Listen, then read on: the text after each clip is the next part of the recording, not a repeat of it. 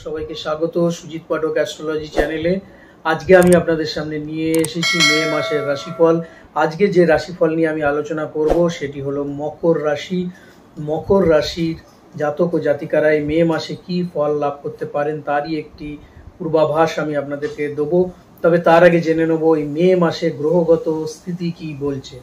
রবি এবং শুক্র তারা মেষে অবস্থান করছে, বৃহস্পতি অবস্থান করছে বৃষভ রাশিতে, অর্থাৎ 1 মে বৃষ রাশিতে বৃহস্পতি প্রবেশ করে যাবে। কেতু অবস্থান করছে কন্যা রাশিতে, শনি তার স্বক্ষেত্র কুম্ভ রাশিতে এবং মঙ্গল, রাহু ও বুধ তারা অবস্থান করছে মীন রাশিতে। এই তো গেল গ্রহগত স্থিতি। এবারে বলবো গোচরের সঞ্চার কি আছে।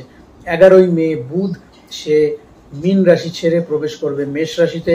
15ই মে রবি সে মেষ রাশি ছেড়ে প্রবেশ করবে বৃষ রাশিতে এবং 19শে মে শুক্র সে মেষ রাশি ছেড়ে প্রবেশ করবে বৃষ রাশিতে। এই হলো গোচরগত সঞ্চার।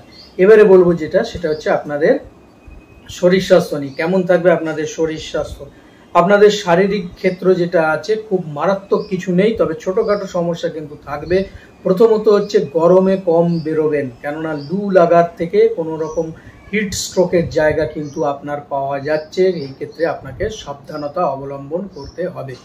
দ্বিতীয়ত হচ্ছে ডিহাইড্রেশনের সমস্যায় কিন্তু আপনি ভীষণভাবে ভুগবেন, পেটের সমস্যার মধ্যে আপনি ভীষণভাবে ভুগবেন। এই সমস্যাগুলো ব্যতীত বড় রকমের অন্য কোনো কিছু নেই। ইনফেকশন যদি কোনো রকম থেকে থাকে সেটা অবশ্যই ডাক্তারের পরামর্শে ঠিক করে নেওয়ার চেষ্টা করুন। উত্তরাষাঢ়া, শ্রবণা, ধনিষ্ঠা তিনখানা নক্ষত্র এই রাশিতেই অবস্থান করছে। তার মধ্যে শ্রবণা এবং ধনিষ্ঠার কিন্তু শারীরিক ক্ষেত্রে একটু বেশি ভোগান্তি আছে। এইসব ছোটোখাটো বিষয়গুলো নিয়েই একটু বেশি ভোগান্তি আছে। এবারে চলে আসবো আপনাদের কেরিয়ারের বিষয় নিয়ে। কেমন থাকবে আপনাদের কেরিয়ারের বিষয়।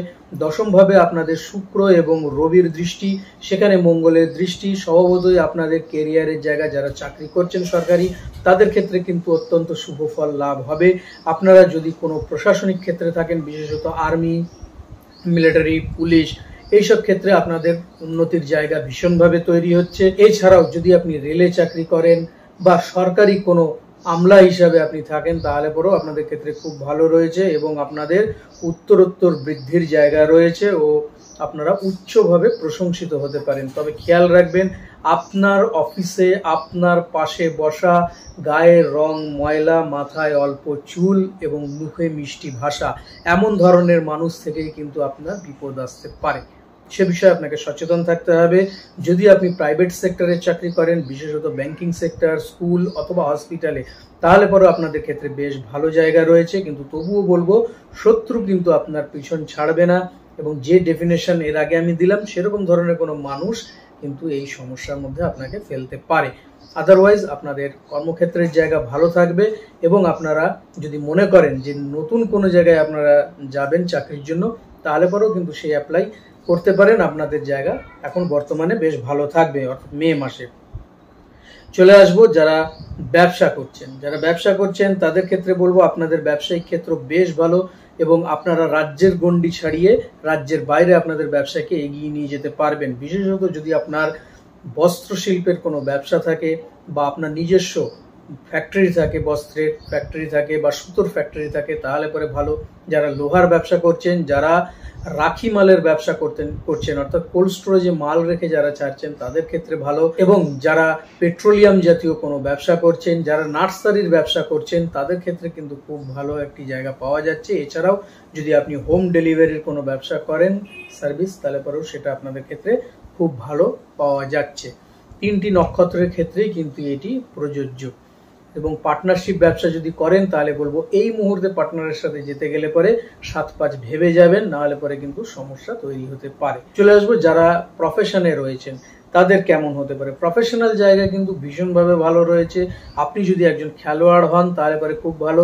যদি আপনি অভিনয়কে নিজের পেশা হিসাবে নিয়ে থাকেন বা আপনি যদি একজন গায়ক হন, তাহলে পরেও কিন্তু আপনার ক্ষেত্রে খুব ভালো রেজাল্ট পাওয়া যাচ্ছে। এই মে মাসে নতুন নতুন প্রজেক্টের জায়গা আপনার তৈরি হবে।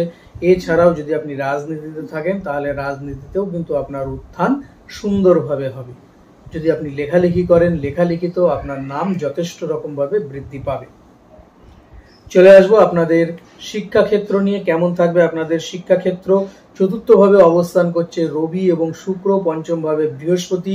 অবশ্যই আপনাদের শিক্ষার জায়গা খুব ভালো থাকবে। যারা মাধ্যমিক উচ্চ মাধ্যমিক লেভেলে রয়েছেন তাদেরও যেমন ভালো জায়গা পাওয়া যাচ্ছে, তবে কনসেন্ট্রেশন লেভেল কিছু কিছু ক্ষেত্রে হারিয়ে যাবে, অথবা অনেক সময় আপনাদের মন একটু খিটখিটি টাইপের হয়ে যাবে, পড়তে বসলে বললে পরেই রাগ হয়ে যাবে। এই জায়গাগুলো থেকে বেরিয়ে আসতে হবে এবং প্রচন্ড রকম ভাবে খাটতে হবে, তাহলে পরেই কিন্তু সফলতার জায়গা তৈরি হবে। শ্রবণা নক্ষত্রের ভেতরে চঞ্চলতা একটু বেশি দেখা দিতে পারে। উত্তরাষাঢ়া নক্ষত্রে কিন্তু খুব ভালো সফলতার জায়গা তৈরি হবে। যদি উচ্চ বিদ্যার সাথে আপনি যুক্ত থাকেন তাহলে পরে উচ্চ বিদ্যার জায়গাও খুব ভালো হবে।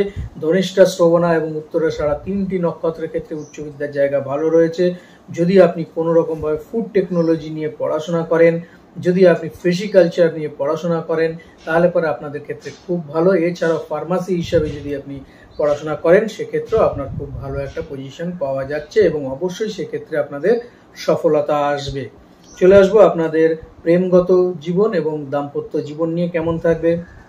প্রেমের ক্ষেত্র দেখতে গেলে পরে বেশ ভালো রয়েছে এবং সেখানে কিন্তু আপনার একটা গাইডেন্স ভালো থাকবে, যার ফলে আপনার যে পার্টনার সে কিন্তু আপনার উপর পুরোপুরি বিশ্বাস করবে এবং এগিয়ে যাবে। তার গৃহগত যত সমস্যাই থাক না কেন সব সমস্যাকে সে দূরে ঠেলে সে কিন্তু আপনার কথা শুনবে এবং আপনার সাথেই এগিয়ে আসবে।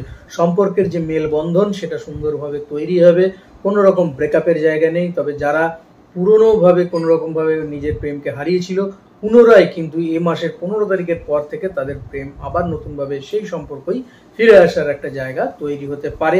বিশেষত যদি শ্রবণা নক্ষত্র আপনার হয়ে থাকে তাহলে পরে কিন্তু এই যোগ প্রবলভাবে থাকবে। যদি আপনি দাম্পত্য জীবনে প্রবেশ করে থাকেন তাহলে পরে আপনাদের দাম্পত্য জীবন খুব ভালো, কিন্তু সেক্ষেত্রে একটু সমস্যা দেখা দিতে পারে। কেন আপনার পার্টনার আপনাকে একটু ডমিনেট করবার চেষ্টা করবে।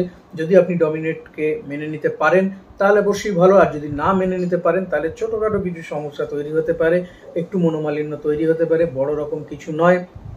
ধনিষ্ঠা, উত্তরাষাঢ়া নক্ষত্র ভীষণভাবে দাম্পত্য জীবনকে এনজয় করবেন। শ্রবণা নক্ষত্র একটু ইমোশনাল হয়ে পড়বেন, সেক্ষেত্রে আপনাদেরকে কিন্তু সেই ইমোশনাল ব্যাপারটাকে কাটিয়ে এগিয়ে যেতে হবে, তাহলে পরে আপনার দাম্পত্য জীবন ভালো থাকবে এবং কনস্ট্রাকটিভ আলোচনার মধ্যে দিয়ে নিজেদের যে কোনো সমস্যার সমাধান আপনারা খুঁজে নিতে পারবেন। ফ্যামিলিগত ক্ষেত্রে চলে আসবো। ফ্যামিলিগত ক্ষেত্রে পিতার কিন্তু হার্ট সম্পর্ক কোনো সমস্যা দেখা দিতে পারে। অবশ্যই হৃদযন্ত্রের কোনো সমস্যা দেখা দিলে ডাক্তারের সাথে পরামর্শ নেবেন। তার প্রেশার বাড়তে পারে এবং যদি তার ক্রনিক কোনো ডিজিজ থাকে সেই ডিজিজও কিন্তু বাড়তে পারে, সে বিষয়ে কিন্তু আপনাকে লক্ষ্য রাখতে হবে। মায়ের ক্ষেত্রে বলবো কম বেশি পড়ে যাওয়ার জায়গা থাকবে এবং ভীষণভাবে হাঁটু বা কোমরে চোট লাগারও জায়গা থাকবে। সেই দিকটা দেখতে গেলে পরে আদারওয়াইজ আপনার ফ্যামিলি জায়গা ঠিক থাকবে। পরিবারে কোনো শুভ অনুষ্ঠানের যোগ পাওয়া যাচ্ছে এই মে মাসে। চলে আসবো আপনাদের আর্থিক ক্ষেত্র। কেমন থাকবে আপনাদের আর্থিক ক্ষেত্র? আর্থিক ক্ষেত্র কিন্তু বেশ ভালো থাকবে। আপনাদের একাদশভাবে শনি মহারাজ এবং রাহুর দৃষ্টি রয়েছে, ফলত বেশ ভালো জায়গা পাওয়া যাচ্ছে। আপনাদের হঠাৎ হঠাৎ অর্থ কিন্তু হাতে আসবে, যেখানে আপনি চিন্তাও করেননি সেখান থেকেও আপনার অর্থ চলে আসবে। আপনি বুঝতেও পারছেন না যে এখানে আমি লাগিয়েছি অর্থ, অথচ খেয়াল নেই, কিন্তু সেখান থেকেও আপনার অর্থ চলে আসবে। তিনটি নক্ষত্রের ক্ষেত্রে এটা বেশ ভালো। যদি ধনিষ্ঠা নক্ষত্রের জাতক জাতিকারা কোনো রকম ব্রোকারির সাথে যুক্ত থাকেন জমি বাড়ি বিক্রির জন্য, তাদের কিন্তু অর্থ ভালো আসবে সেখান থেকে। এছাড়াও যদি শর্ট টার্ম লগ্নি কোনো জায়গায় করে থাকেন সেখান থেকে অর্থ আসবে। মার্কেটে পড়ে থাকা টাকা আপনার উঠে আসবে। ব্যয়ের জায়গা যেগুলো রয়েছে সেটা নমিনাল, কাজেই আপনি সঞ্চয় কিন্তু করতে পারবেন। কাজেই আপনাদের আর্থিক ক্ষেত্র বেশ ভালো পাওয়া যাচ্ছে, কোনো চিন্তার বিষয় নেই। সবশেষে চলে আসবো সেটা কি করলে আপনি ভালো থাকবেন বা আপনার পরিবারকে আপনি ভালো রাখবেন। উপায়, এই উপায় করতে গেলে পরে সবার আগে যেটা করতে হবে সেটা হচ্ছে মা দক্ষিণাকালী স্তোত্র আপনাকে পাঠ করতে হবে। প্রত্যহ যদি দক্ষিণাকালী স্তোত্র আপনি পাঠ করেন খুব ভালো, এবং প্রতি শনিবার যদি একটু তিল, কালো তিল যদি আপনি শনি মন্দিরে দান করতে পারেন তাহলে পরেও কিন্তু আপনার ক্ষেত্রে খুব ভালো। তাহলে বন্ধুরা আজ এই পর্যন্তই। আগামী দিন আরো আরেকটি রাশিফল নিয়ে আমি আপনাদের সামনে উপস্থিত হচ্ছি। ততক্ষণের জন্য সবাই ভালো থাকুন, সুস্থ থাকুন এবং অবশ্যই আমার চ্যানেলের সঙ্গে থাকুন। নমস্কার।